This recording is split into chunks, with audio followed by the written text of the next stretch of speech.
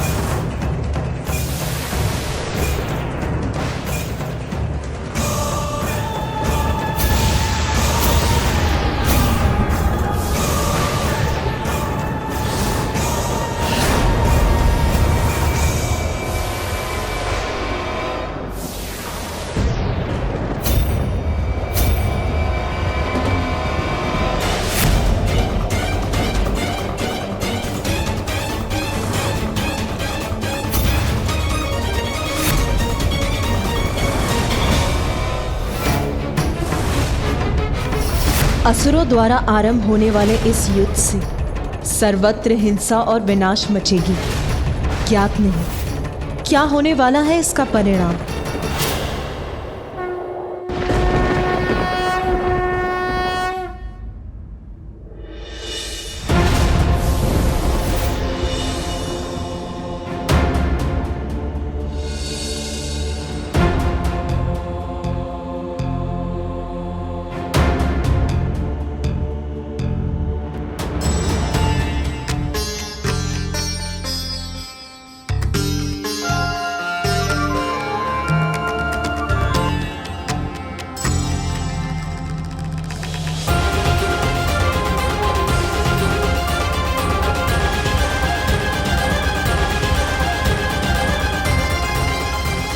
आप सभी के यहां एकत्र होने का कारण ज्ञात है मुझे।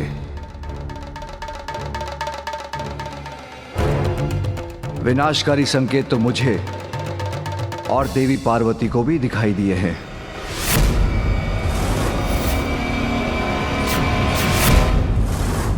मूषिक असुर एक ही असुर था, किंतु इस बार जैसे असुरों की संपूर्ण सेना हम पर आक्रमण करने वाली है।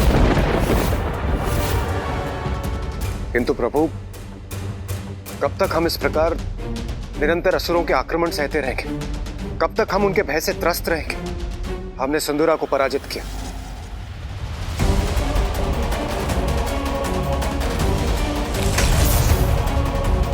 गजासुर का अंत हुआ,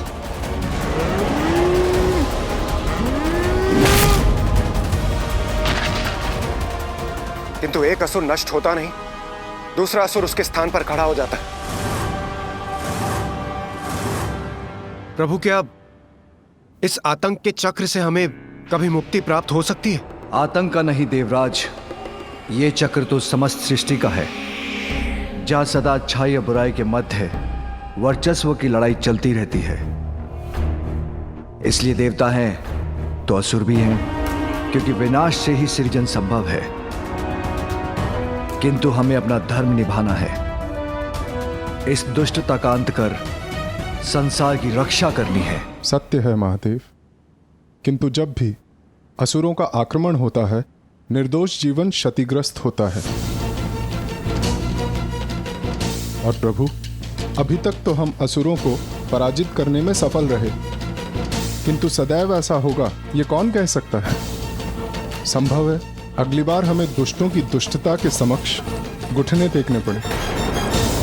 और प्रभु, इन असुरों के आक्रमण से सर्वप्रथम मैं ही प्रभावित होता हूं और उनका सर्वप्रथम लक्ष्य होता है स्वर्ग। प्रभु, क्या इस आसुरी चक्र से मुक्ति प्राप्त करने का हमारे पास कोई उपाय नहीं है? ताड़कासुर, गजासुर, सिंदूरा, इन सबको आपकी और हमारी सम्मिलित शक्तियों ने पराजित किया, किंतु ये कभी ना कभी हम पर भारी पड़ेंगे। तब क्या होगा प्रभु? उसकी कल्पना से तो विचलित हो उठता हूं मैं। प्रभु, हमें इसके पूर्व ही कुछ स्थायी उपाय करना होगा।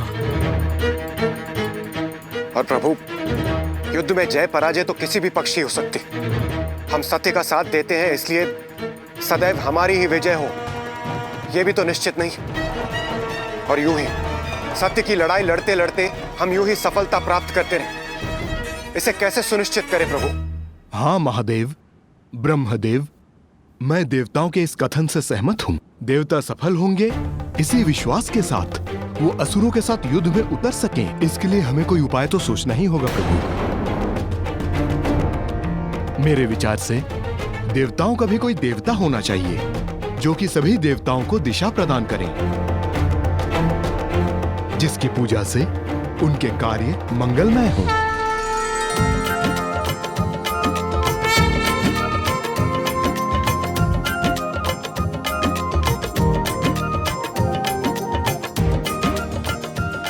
देखा, मैंने कहा था ना मूषक जी, हम सफल होंगे। हम आ गए यहाँ पर। हाँ प्रभु, मेरा भी यही प्रस्ताव है। ऋषि अगस्त्य के दिए सुझाव अनुसार हमें किसी ऐसे देवता का चयन करना चाहिए जो सर्वप्रथम पूजनीय हो, जिसकी पूजा से हमारे कार्यों में आने वाले विघ्न टल जाएं। और जिसकी पूजा से वो दुष्टों के मार्ग में कंटक के समान बनकर उनके पथ में बाधाएं उत्पन्न करे।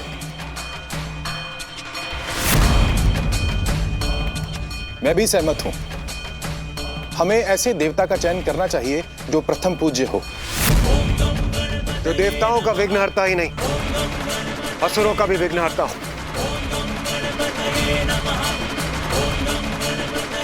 जो देवताओं का भी देवता हो, एक ऐसे देवता जो सम्मिलित असुर शक्ति को पराजित करने में सक्षम हो और सदैव हमारा साथ दे। किंतु प्रश्न अभी भी वही है, कौन होंगे वो?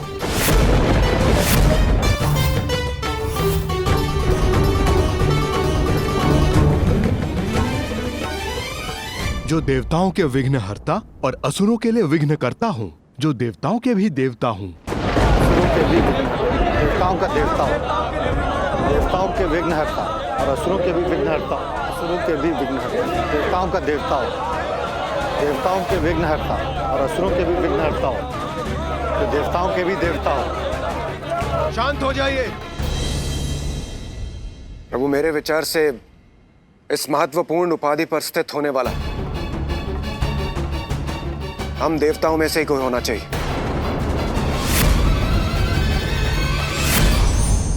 नारायण नारायण। आप समस्त देवताओं को देवर्षि नारद का प्रणाम। प्रणाम त्रिदेव। प्रणाम माता। अब प्रश्न ये है कि समस्त देवताओं में कौन है सर्वोत्तम, जिसे जगत पूजेगा सर्वप्रथम?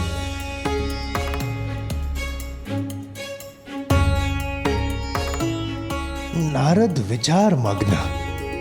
कठिन है। नारायण नारायण नारायण नारायण नारायण। मेरे विचार में इसका उत्तर है अत्यंत सरल। प्रथम पूजनीय देवराज इंद्र ही होने चाहिए।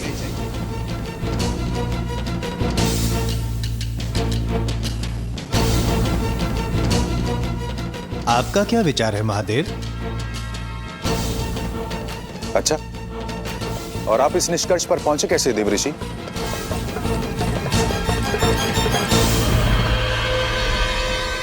नारायण नारायण, देवराज इंद्र हैं, समस्त देवताओं के अधिपति।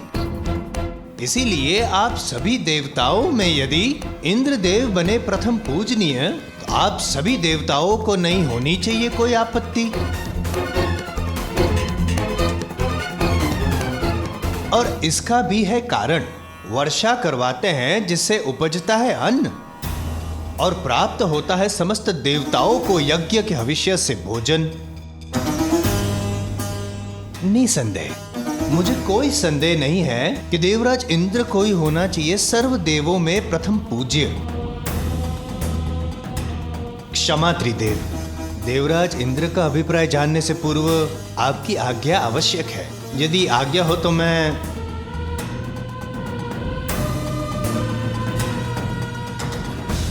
आपका क्या अभिप्राय है देवराज इंद्र?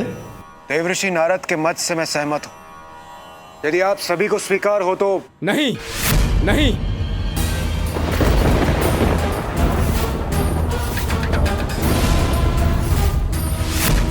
मुझे स्वीकार नहीं है।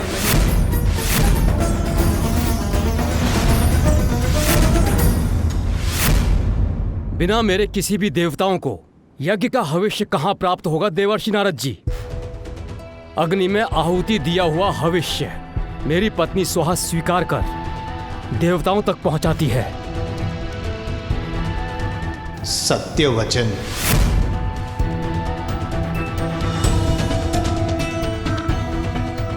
सत्य वचन, आपका कथन सर्वथा उचित है अग्निदेव, क्योंकि बिना अग्नि के हवन का होना तो असंभव है। और अग्नि जो है वो वायु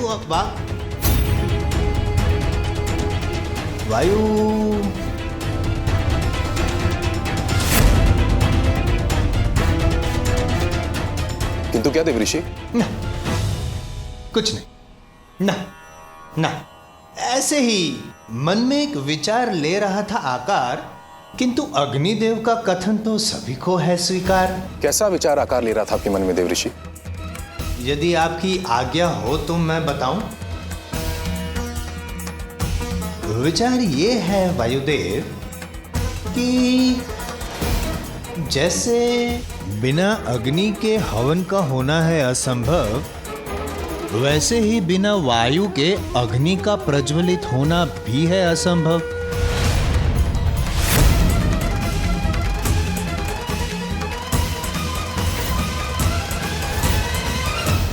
उचित है। हाँ, मुझसे ही तो चलता है जीवन, सभी के प्राण मुझसे ही तो है। यदि एक क्षण के लिए मेरा प्रवाह थम जाए तो सभी प्राणी व्याकुल हो उठेंगे, अंत हो जाएगा सबका। इसलिए प्रथम पूज्य तो मुझे ही होना चाहिए।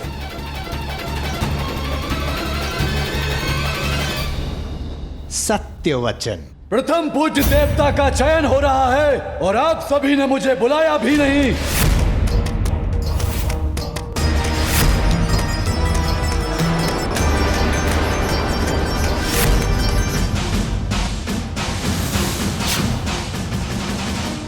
प्रणाम त्रिदेव।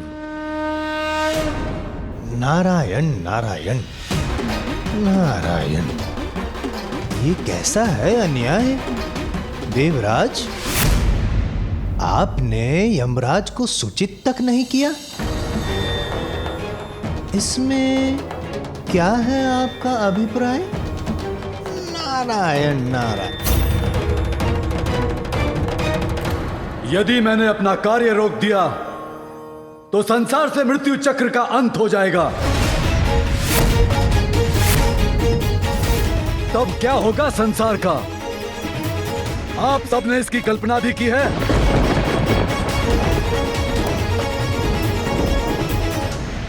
किसी को भी नरक या मृत्यु दंड का भय नहीं रहेगा, अर्थात सर्वत्र अधर्म अन्याय छा जाएगा। सत्य वचन।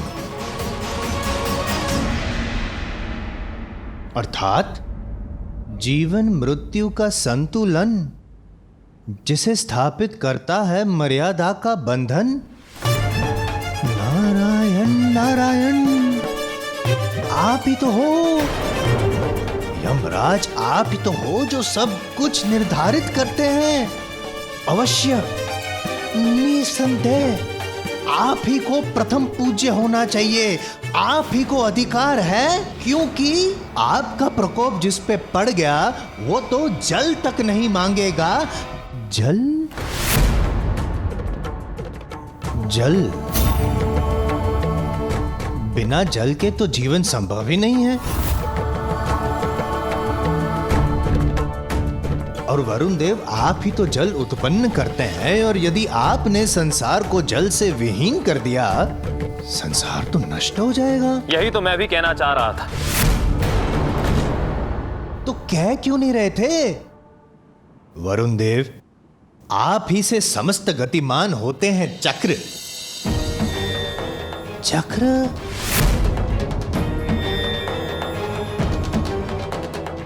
काल चक्र? मेरा महत्व तो सर्वविदित है, अब क्या अपने मुख से कहना आवश्यक होगा? कदापि नहीं। हम सबको इस बात का ज्ञात है कि सूर्य देवता तो प्रकाश देते हैं, उससे हो रहित तो जीवन के प्रकाश से हम हो जाएंगे वंचित। इसी कारण सूर्य देवता प्रथम पूज्य,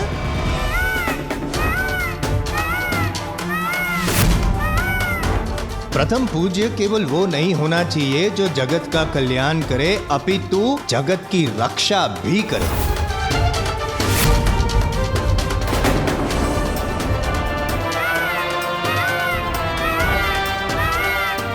रक्षा अर्थात रक्षक, योद्धा। माता पार्वती, आपको तो ज्ञात ही होगा, आज देवलोक के पास स्वर्ग है तो केवल कुमार कार्तिकेय के कारण। कुमार कार्तिकेय यदि, कुमार कार्तिकेय आप ही का स्मरण कर रहे थे और आप आ गए। प्रणाम।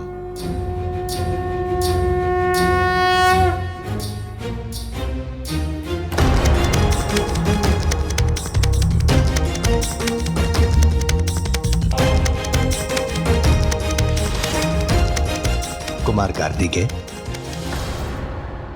इन्होंने ही ताड़कासुर का वध करके किया उसे कथित। इसीलिए देव सेनापति कार्तिकेय भी प्रथम पूज्य की उपाधि पे हो सकते हैं स्थित, है ना पार्वती माता?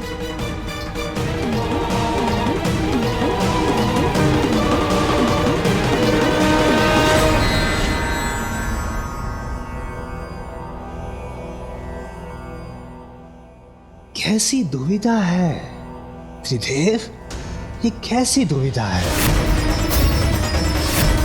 अब क्या करें? कौन बनेगा प्रथम पूज्य? देवऋषि नारद, इतना समय नहीं है हमारे पास।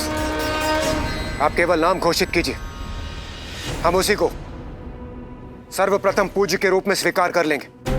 आप तो कर लेंगे स्वीकार, किंतु अन्य सभी देवता करेंगे मेरा तिरस्कार।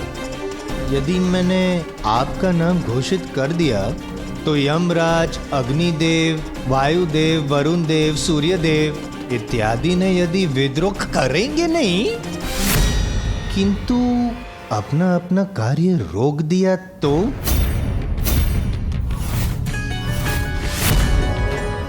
यदि ऐसा हुआ तो नारायण नारायण, संसार नष्ट हो जाएगा, और इसका भार मैं कैसे करूं स्वीकार? वो सब मुझे ज्ञात नहीं,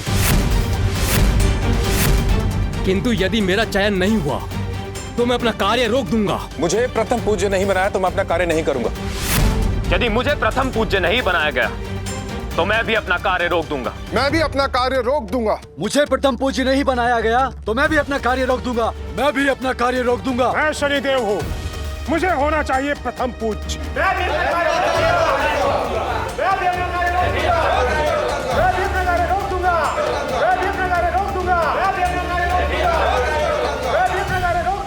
इस घोर संकट के समय में भी ये आपस में ही उलझ रहे हैं। कैसे समझाएं इन देवताओं को हम? कोई कुछ सुनने के लिए तैयार ही नहीं। इंद्र सहित देव सारे कर रहे विवादा,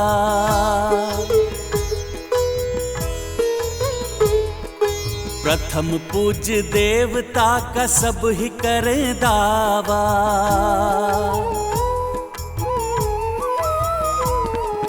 सबके विपरीत सुमुख युक्ति सुझाए, न्यायाधीश की नियुक्ति दिए उपाय। यदि सभी ऐसे ही बोलते रहेंगे तो प्रथम पूज्य कौन होगा? उसका निर्णय कौन करेगा? मेरे विचार से हमें इस कार्य के लिए एक न्यायाधीश नियुक्त करना चाहिए जो इस बात का निर्णय करे।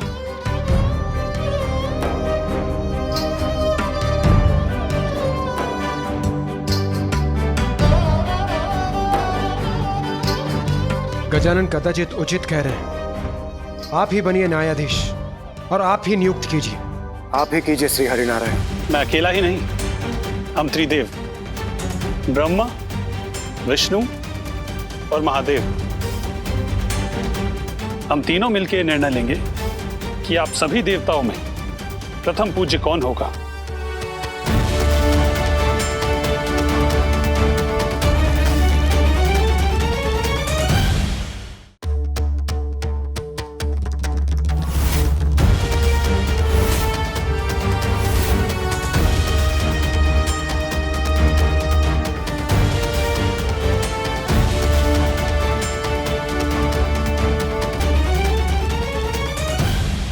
मैं होठ पढ़ सकता हूं। मेरे विचार से ये लोग मेरा ही नाम ले रहे हैं।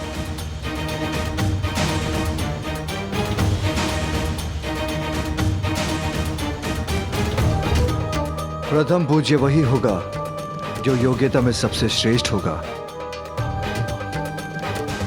और इसका निर्णय तो आप सभी के मध्य एक प्रतिस्पर्धा से ही हो सकता है।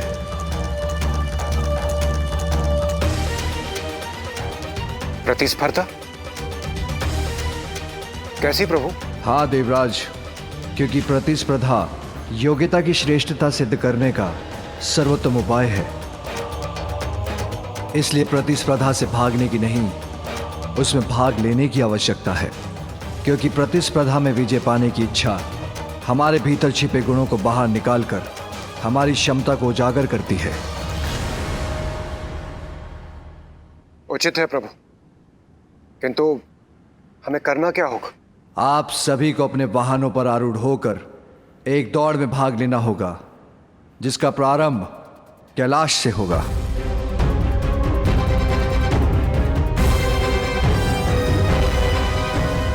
अरे वाह, अपने अपने वाहन पर बैठकर दौड़।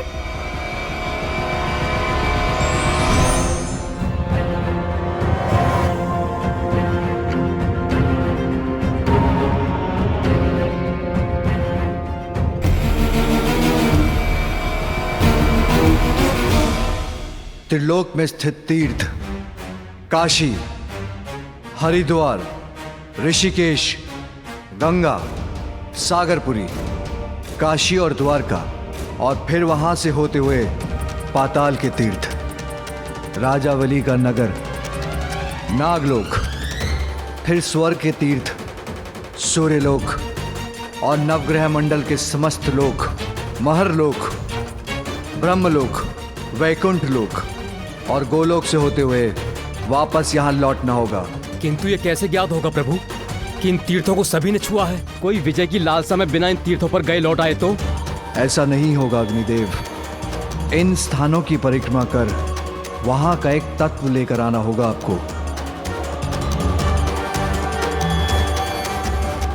जो सर्वप्रथम कैलाश लौटेगा वही प्रथम पूज्य देव बनेगा। इस प्रतिस्पर्धा के लिए मैं तैयार हूं। मैं भी तैयार हूं त्रिदेव। मैं भी तैयार हूं। हाँ, मैं भी तैयार हूं। मैं वरुण देव, मैं भी तैयार हूं।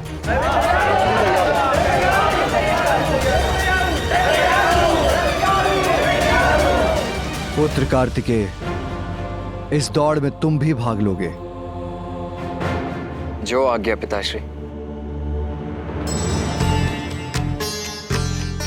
प्रभु और गजानन, क्या वो भाग नहीं लेगा स्पर्धा में? अब तो मेरे पास भी मेरा वाहन है।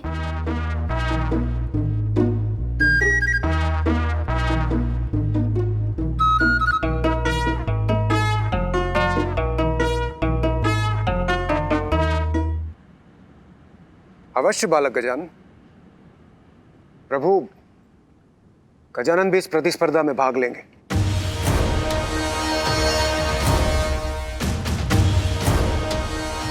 कल प्रातःकाल इस स्पर्धा का आरंभ कैलाश से होगा। नारायण नारायण।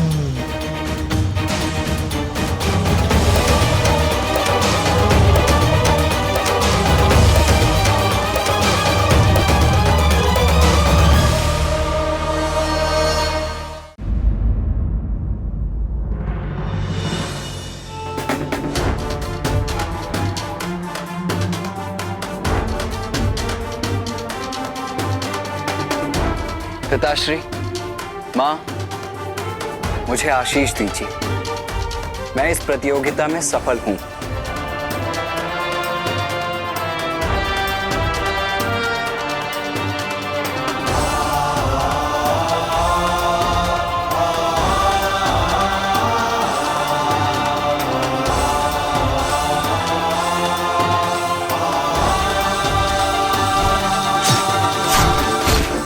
क्या हुआ माँ? आप अचानक इतनी चिंतित क्यों हो गई?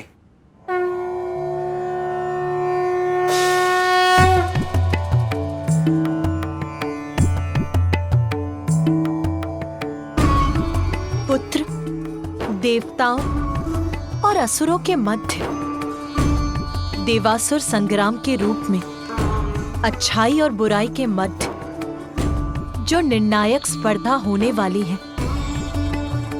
उसमें देवताओं को उचित नेतृत्व प्राप्त हो, उसके लिए ये प्रतिस्पर्धा अत्यंत महत्वपूर्ण है पुत्र, जिसमें मेरे दोनों पुत्र यथाशक्ति विजय प्राप्त करने के लिए प्रयत्न करें।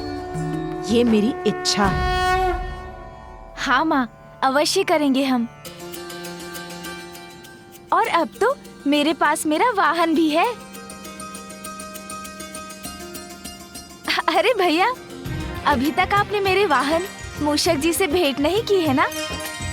मैं अभी मिलवाता हूँ आपको, आइए ना।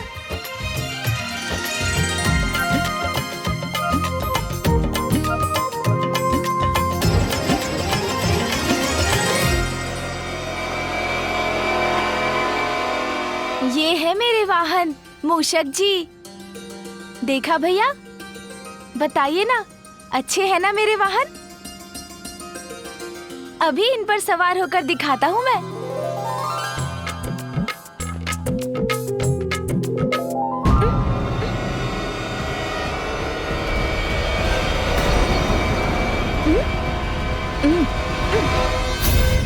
उठिए मूषक जी, उठिए।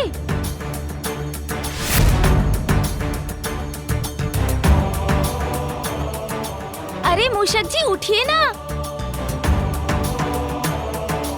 ये कैसा वाहन चुन लिया गजानन ने, जो उसका भार उठाने में भी असमर्थ है। कोई बात नहीं मूषक जी, इस बार अवश्य सफल होंगे आप। एक प्रयत्न और कीजिए। गजानन, तुमने अन्य देवताओं के वाहन देखे? उनको छोड़ो, मेरे वाहन मयूर के तीव्र वेग से तो तुम परिचित हो ना? उनसे तुम्हारा ये वाहन कैसे स्पर्धा करेगा? तुम्हें अभी एक दूसरा वाहन चुनना होगा। पुत्र कार्तिकेय, पुत्र, जो योग्यता साधारण समय में दिखाई नहीं देती, वो ही संकट में उजागर होकर व्यक्ति की शक्ति बन जाती। इसीलिए बिना किसी के सामर्थ्य को जाने उसके बारे में किसी निष्कर्ष तक पहुंचना तो सर्वथा अनुचित है पुत्र। जी माता, शुभ संकल्प तो किसी को कल्पना से परे ले जा सकता है। संभव है कल गजानन और उसका वाहन मूषक तुम्हें चकित कर दे पुत्र। इसीलिए कभी किसी को कम आंकने की भूल मत करना पुत्र। उचित है माँ, किंतु मुझे तो ऐसा प्रतीत हुआ जैसे भैया मेरे मूषक जी को कम नहीं आंकना चाहते। वो तो बस इतना चाहते हैं कि मैं असफल ना हूँ, है ना भैया? और वैसे भी माँ, मैं जीतूं या भैया, विजय तो आपके पुत्र की होगी ना? हाँ पुत्र, कल भोर की प्रथम किरण के साथ देवताओं के बीच ये प्रतिस्पर्धा प्रारंभ होगी। इसीलिए तुम दोनों को तैयार रहना होगा पुत्र।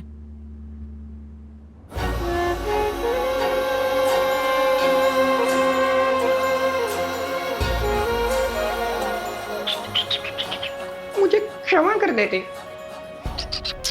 यदि मुझसे योग्य वाहन होता तो आप अवश्य विजय पा सकते थे। किंतु मेरे कारण कदाचित आपको पराजय का मुख ही देखना पड़े।